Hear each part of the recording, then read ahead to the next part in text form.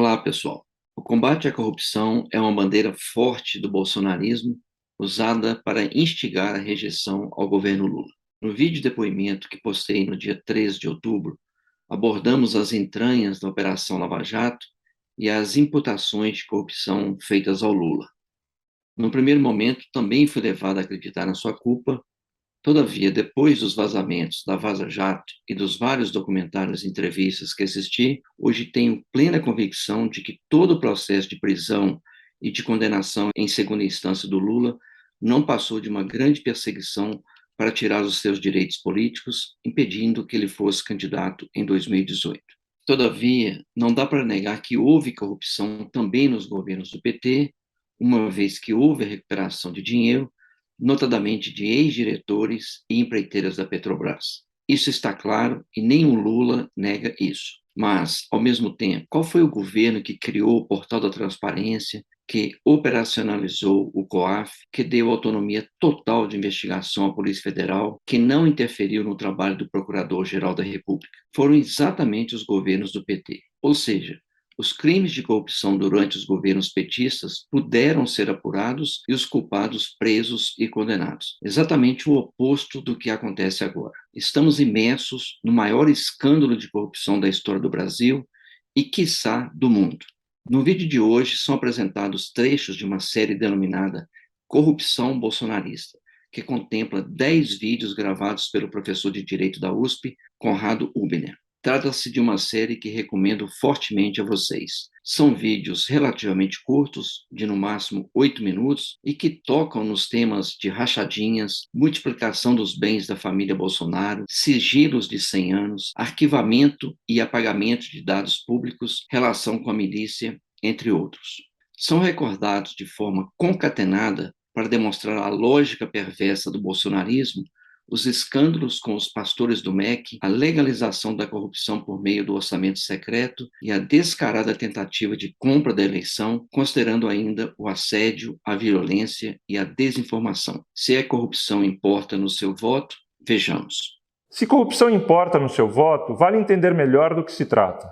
Na acepção que mais toca o fígado e desperta fúria e ódio, corrupção significa enriquecer ilegalmente com dinheiro público. E nessa acepção reducionista e popular do conceito, há evidências espalhadas pelas gavetas do sistema de justiça de como a carreira eleitoral bolsonarista se catapultou a partir dela. As rachadinhas, os assessores fantasma, as compras de imóveis com mala de dinheiro, as franquias de chocolate. Mas se quisermos superar a primeira infância do debate político e fazer justiça ao conceito de corrupção, entendida como sequestro da coisa pública pelo interesse privado, temos que ir muito além.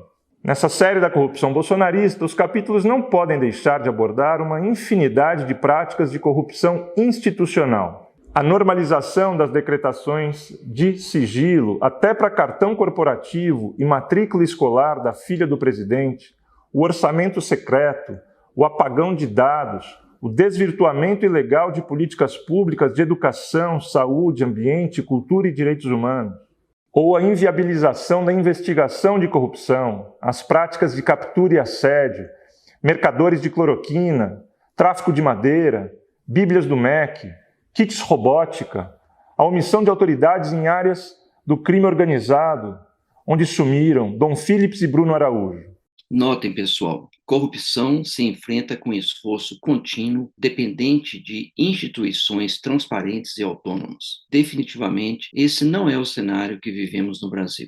Vamos aprofundar um pouco, passando pelo mecanismo central da corrupção de Bolsonaro, sempre tentando voar abaixo do radar ao longo de sua vida em cargos públicos. Manter a corrupção no âmbito das verbas de gabinete e das transações imobiliárias se fez estratégia de menor risco.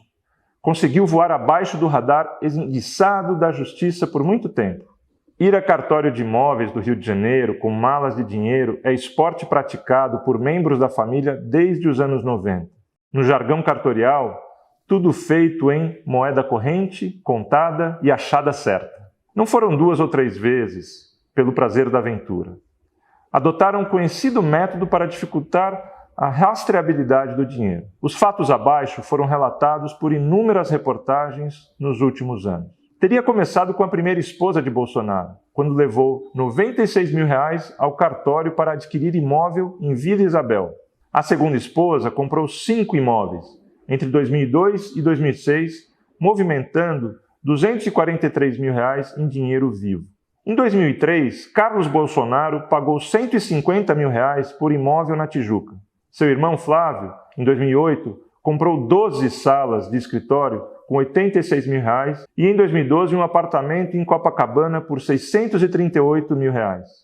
Anos depois, Flávio recebeu, num único mês, 48 depósitos fracionados na sua conta bancária. Eduardo, em 2016, deu entrada de R$ 80 mil, adicionada de R$ 100 mil por apartamento em Botafogo. Tudo dinheiro contado.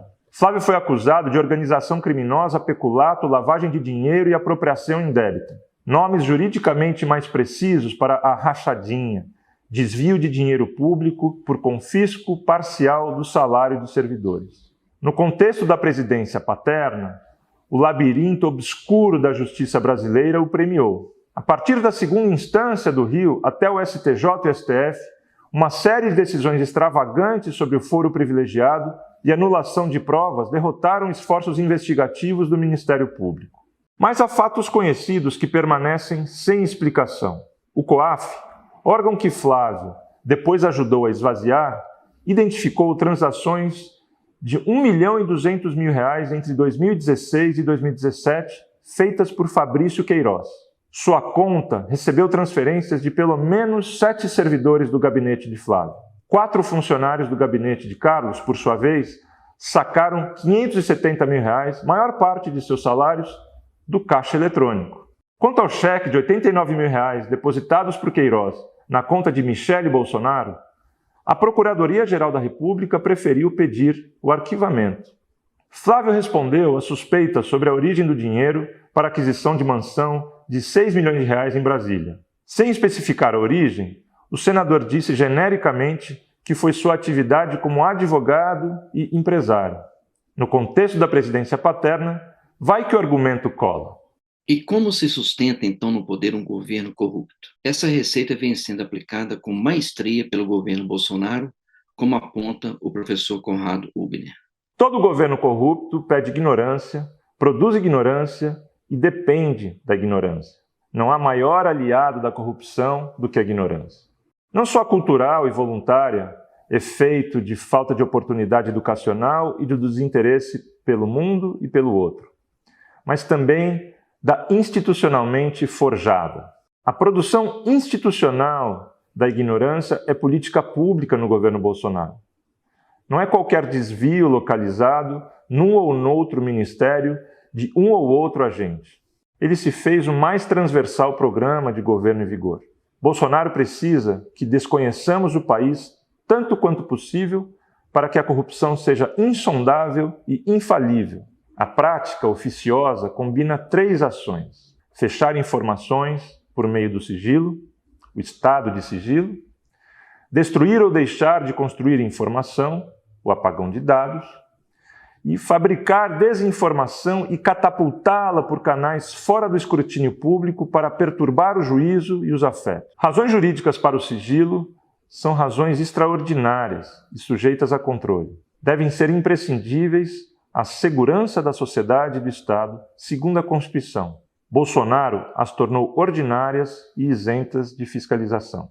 Banalizou a exceção aqui também. Sigilos centenários foram impostos para acesso ao Palácio do Planalto de filhos do presidente, lobistas de armas e advogados de Bolsonaro. Carteira de vacinação do presidente, encontros de Bolsonaro com pastores lobistas do MEC, absolvição de Pazuello. Alegou-se informação pessoal. Em 100 anos saberá, ironizou Bolsonaro quando perguntado. O governo também tomou iniciativas para restringir a amplitude da Lei de Acesso à Informação e recusou publicidade a documentos sobre compras de vacinas, Covaxin e Pfizer. Encontro eventual do ex-ministro Sérgio Moro com lobistas das armas. Estudos sobre cloroquina. Estudo da Fiocruz sobre uso de drogas. Dados do desemprego. Autuações e multas sobre crimes ambientais.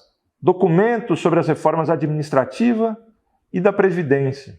Gastos recordes com cartão corporativo presidencial também foram postos em sigilo. Para viagens governamentais, R$ 1 a cada R$ 4 em diárias e passagens ficaram em sigilo. Em 2021, o gasto representou R$ 170 milhões. E até matrícula da filha do presidente em colégio militar, sem ter feito prova de admissão, a que todos se submetem, virou sigiloso. Durante a pandemia, a batalha governamental contra a informação foi constante para dificultar a apuração do número de mortes e omissões da política sanitária. Um consórcio da imprensa precisou ser montado para preencher o apagão governamental deliberado. Pessoal, vejamos a fala impactante do professor Conrado Hübner sobre o orçamento secreto. Sem dúvida, será um dos legados mais nefastos e corruptos deixados pelo governo Bolsonaro. O orçamento secreto é capítulo central da corrupção bolsonarista. Criou laço de reciprocidade e mútua dependência entre a parcela mais venal e parasitária da política brasileira e Jair Bolsonaro. Estrutura uma permuta para evitar impeachment, delinquir sem consequência e disputar reeleição ameaçando ignorar as urnas. Parlamentares do Centrão recebem poderes como nunca para negociar recursos pelas prefeituras do país, garantir sua reeleição e com liberdade de colocar recurso no próprio bolso. Reportagens impressionantes de Breno Pires no Estadão e na Piauí, a partir de 2021, radiografaram o mecanismo. Lira e Pacheco, empoderados, negociam apoio com cada parlamentar e premiam os disciplinados com quantias não sabidas. Com esses recursos, o parlamentar pode bater a porta, por exemplo, de prefeituras e oferecer recursos em troca de contrapartidas. Entre as contrapartidas, às vezes, está a chamada volta, ou seja, o retorno de parte do dinheiro para o bolso do parlamentar. O último texto de Breno Pires descreveu remessas recordes de dinheiro para municípios minúsculos do Maranhão, onde se falsificam consultas e exames no setor de saúde. Depois do escândalo dos tratores, das máquinas agrícolas e dos fundos de educação, é urgente aprofundar a investigação do que se passa no SUS. O STF foi chamado a intervir nessa turbina nuclear do clientelismo. Cobrou transparência. Suas ordens continuam ignoradas. O Congresso simula a obediência pela publicação de planilhas obscuras que não revelam valores destinados a usuários externos. E esses usuários desconhecidos levam parte significativa dos recursos secretos. Agora que conseguimos resgatar alguns dos vários episódios de corrupção no governo Bolsonaro, conheço a opinião do professor Marcos Boensperling, professor titular aposentado da UFMG, sobre o que também deve ser considerado corrupção no atual governo. Obrigado pela oportunidade e é um prazer dirigir-me a vocês. Gostaria de refletir um pouco sobre o conceito de corrupção. Quase sempre se pensa em corrupção associada a desvios de recursos, fraudes, subornos, vantagens indevidas. Quase sempre associada a dinheiro. Mas o conceito de corrupção não pode ficar restrito apenas a isto. Se nós consultarmos nossos grandes dicionários, Aurélio, Wise, veremos que há outros conceitos que aparecem antes. Devassidão, perversão, depravação de hábitos e costumes são palavras que têm destaque nas definições. Como podemos interpretar isso? Gostaria que vocês refletissem com calma e isenção. E a corrupção pelas mentiras, desinformação e fake news, habilmente engendradas para causar confusão e conduzir a proveitos próprios? Quanta destruição e prejuízo elas têm causado. E a corrupção pela falta de empatia e mesmo pelo desprezo à vida dos outros, negligência pelos mortos na pandemia, as famílias desmembradas, os cidadãos ofegantes sem oxigênio sendo ridicularizados e as piadas de mau gosto forçando o riso dos seguidores fiéis. E a corrupção pelo ódio instalado, o ódio como modus operandi, o ódio como instrumento de mobilização das massas, do incentivo ao confronto. Vamos armar a população, vamos destruir os opositores. E a corrupção pelo preconceito e discriminação, velada quando se trata de depoimentos ensaiados, mas que aflora assustadoramente quando as frases são ditas livremente, quando vídeos com chacotas são revelados, quando os assessores são escolhidos por sua capacidade de minar o que entendem como defesa de minorias. Quantos outros exemplos vocês mesmos poderiam dar? Quantos casos parecidos? Quantas vezes nós nos envergonhamos por ver afrontas na televisão, internet ou jornal? Ah, isto passa, isso é o jeito dele. As palavras são desmedidas, mas o coração é bom. A religiosidade impera. Será? No fundo, alguém acredita nisto? Precisamos dar os nomes das pessoas que praticam essas formas de corrupção? Quem é o grande corrupto? Todos sabemos, mas frequentemente as pessoas acham mais confortável fingir que não viram e não ouviram. Depois as coisas se ajeitam. Isto não envolveu dinheiro. Ah, isto não é corrupção. Não é? Qual o impacto de tudo isso para o nosso povo e país? Sejamos sinceros e busquemos o caminho da paz, da conciliação, da empatia, da tolerância, da valorização dos necessitados, do respeito às instituições, da defesa de nossa democracia e do amplo desenvolvimento de nosso país. A decisão está com cada um de nós. Bom voto a todos e todas. Novamente, aqui fica o apelo, pessoal. Se essa bandeira de combate à corrupção for importante para você, converse com familiares e amigos que ainda estão indecisos sobre o comparecimento às urnas ou que pretendem votar em branco ou anular o voto para que não se omitam no dia 30 de outubro. Precisamos tirar Bolsonaro do poder. A hora é agora. Um forte abraço e até o nosso próximo vídeo.